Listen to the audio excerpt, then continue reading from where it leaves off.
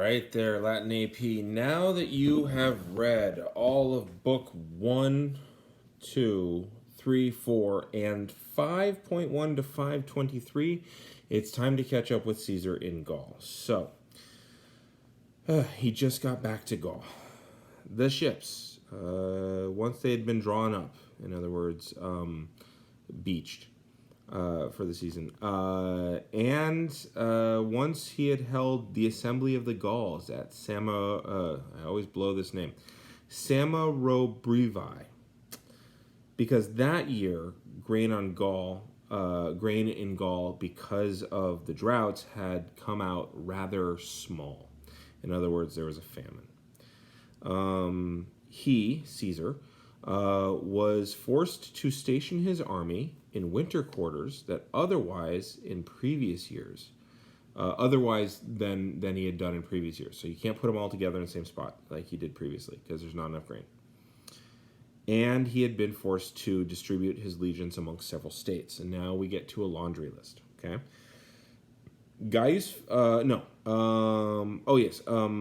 Of these legions, one he gave to the legate Gaius Fabius to be led against the Morini. He gave another to Quintus Cicero. Yes, that is Cicero's brother. To be led against the Nervii. The third he gave to Lucius Roscius to be led against the the Aesubii. And a fourth he gave to Titus Labienus.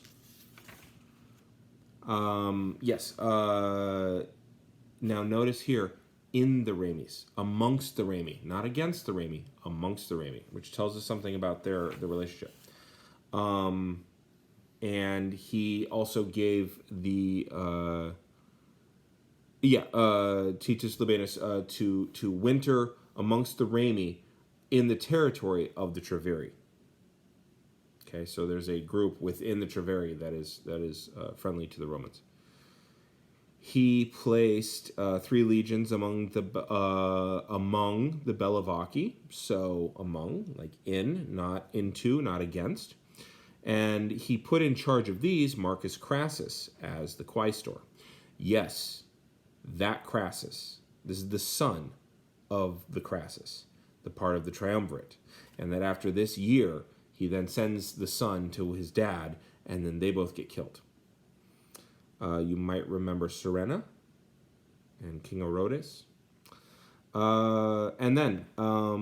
So he put in charge Marcus Crassus, the quaestor, and Lucius Munatius Plancus, and Gaius Trebonius, who were legates. He sent one legion. I always want to say region. He sent one legion, which he had drafted up on this side of the Po River. In other words, on the Roman side of the Alps, and 5 cohorts to the Eburones. Okay, and notice he sends them. Where did it go? In Eburones, so against the Eburones. So anytime he's using the accusative, it means they're not to be trusted. If he uses the ablative, then they're to be trusted. Against the Eburones, of whom the territory is, the largest part of the territory is between the Mosa River and the Rhenus River. In other words, between the Meuse and the Rhine. And these were under the rule of Ambiorix and Catuvolcus.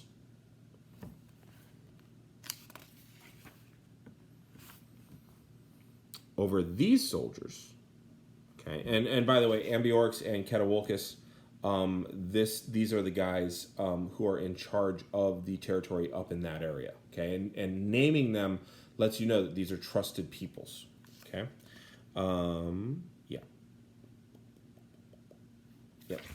even though the Eburones are there and you got to go against them, Ambiorix and Catuvolcus are guys that he trusts, and you've seen them actually in previous chapters. So he being Caesar, ordered Quintus Titurius Sabinus and Lucius Aurunculeius Cotta to be in charge of as legates over these soldiers. So the 5 cohorts, he puts them there. Once the legions had been distributed in this way, had been parsed out in this way, he figured that he could most easily address the lack of grain.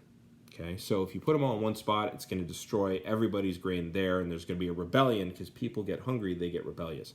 But if you spread everyone out, then it's kind of like the difference between having, I don't know, horse hooves and camel feet on the sand, right? Horse hoof will go straight through.